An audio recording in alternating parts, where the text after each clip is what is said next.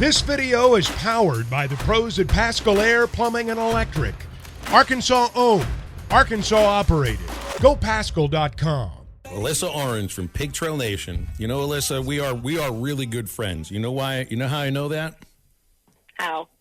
Because I'm not going to play the 4 home runs that the D-backs hit off of Lance Lynn last night for you on this very show and this very segment. I would not do that to you, but we do have to talk about it. Is that okay? Thank you. Yes, I appreciate that. You know, woke up this morning to Twitter being filled with videos of the D-backs jumping in the pool after the sweep. So just tearing my heart out little by little. Well, I mean, you got to give – that is kind of a cool celebration right there, though. You got to at least give them that.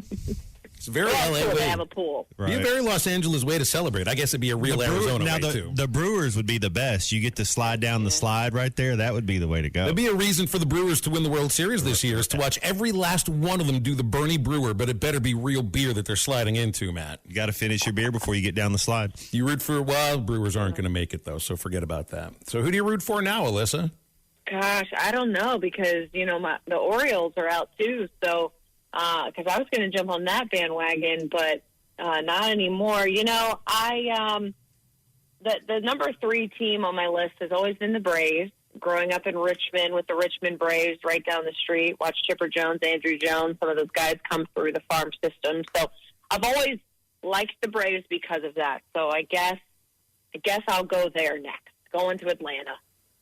So, did you have any inkling that something like this would happen? Not just losing the series, but, pitching totally falling apart. Maybe you saw that coming, but the thing you wouldn't see was the Dodgers' bats, the thing that really carried them through the season, just going totally silent.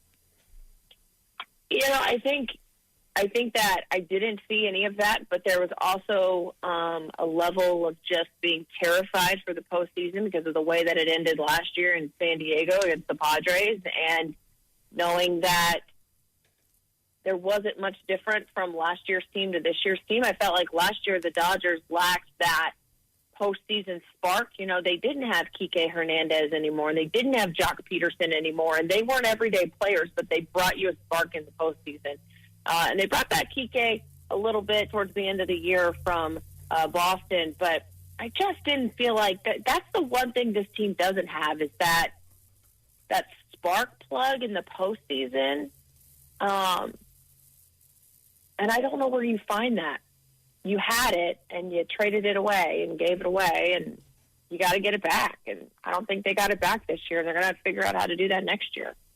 Alyssa, I want to ask you about this Arkansas-Alabama game, and there's been a lot of talk on the O-line, but just as an offensive unit, what do they need to do to come together and give this team a chance to win this game in Alabama, or to have a chance to win 6 games this year?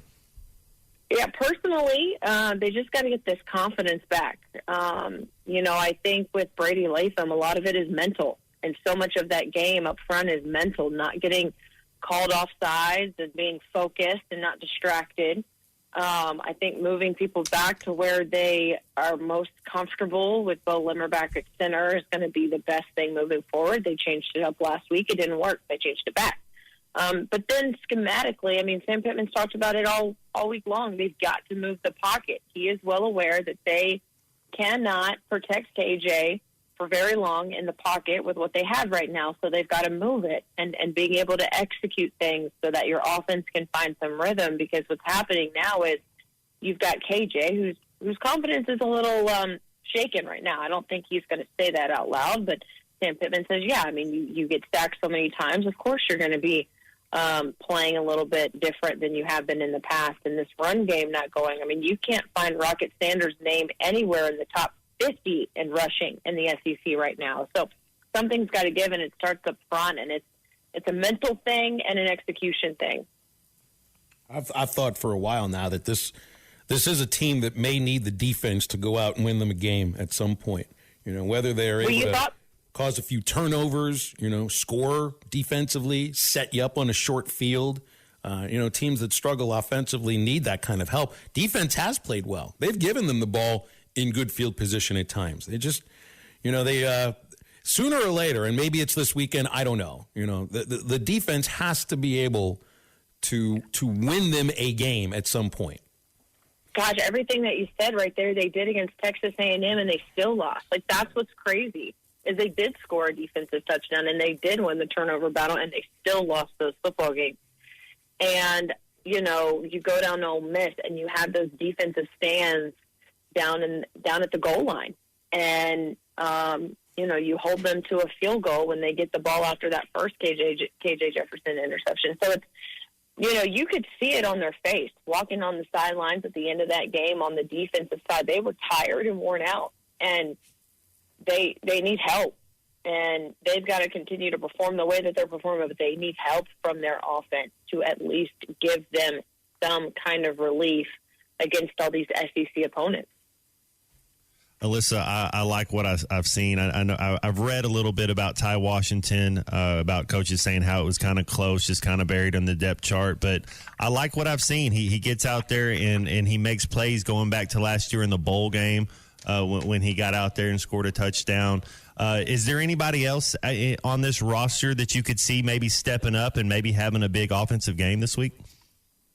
You know, it's all about opportunity. And I think that for Isaiah Satenia, it's just kind of been sitting there waiting to be taken. I mean, he had that punt return touchdown against BYU, but hasn't been super involved in the offensive schemes. And I know Sam Pittman has made comments of he just has to practice a little bit better, be more consistent in practice.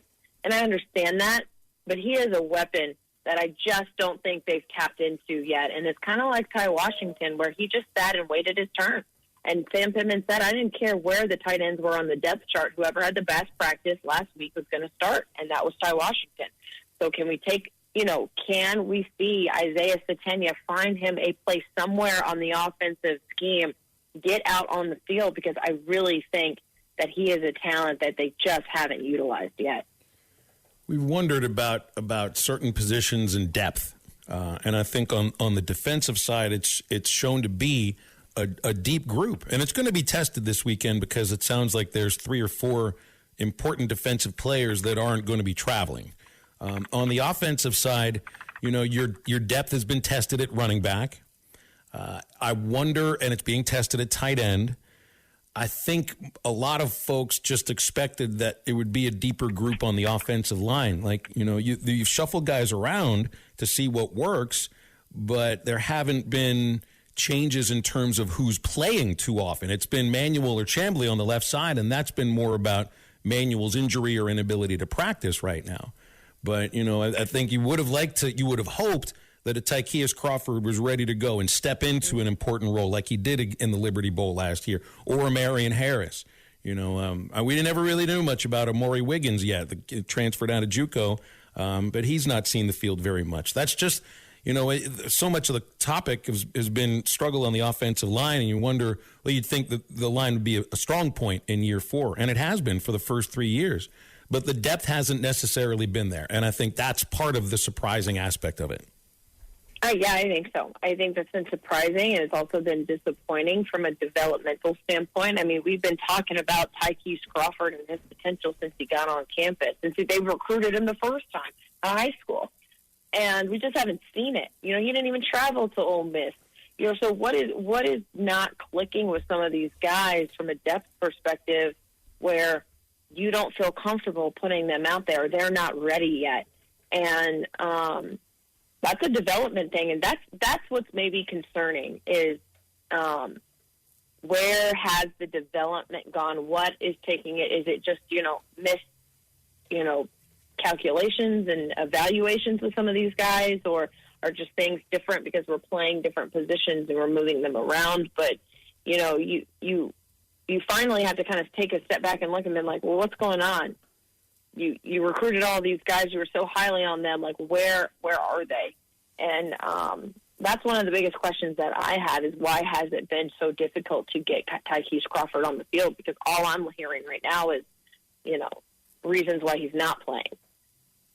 Alyssa, I do want to ask you about your Florida State Seminoles, and I know the playoff committee's coming out soon. What is your top 4 right now in college football?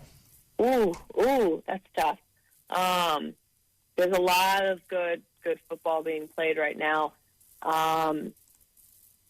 I think you have to put Georgia in there. I think Georgia is a clear-cut number one team right now. They're starting to click. Michigan is playing really good football right now.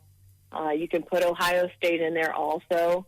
And then, I think it's kind of a toss-up because you can't really ignore what the Pac-12 is doing right now, as much as I love Florida State and they're undefeated. But Washington is playing really good football right now. USC is playing really good football, and so is Oregon. So, it's going to be really, really tough. If I had to pick, let's go Georgia, Michigan, Washington, and I'm going to put my Seminoles in there because I'm biased. Well, you better put your Seminoles in the ACC championship game, Alyssa, because it's going to come down to a tiebreaker. You're going to have a 3-way tie. You're going to be doing math the Sunday after Thanksgiving, just figuring out this and that tiebreaker and everything. And I don't know who will get there because we got another month and a half to worry about it. But could you imagine being left out of the championship? I know it's happened before, but being left out with an undefeated record because of a tiebreaker and because the ACC is so darn unwieldy. Yeah, that's tough. And I hope that it doesn't get there. And maybe that win at the beginning of the year over LSU will help them in the end. But we'll see.